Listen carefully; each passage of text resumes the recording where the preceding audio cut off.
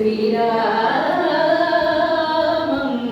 భూయో భూయో నమామ్యం.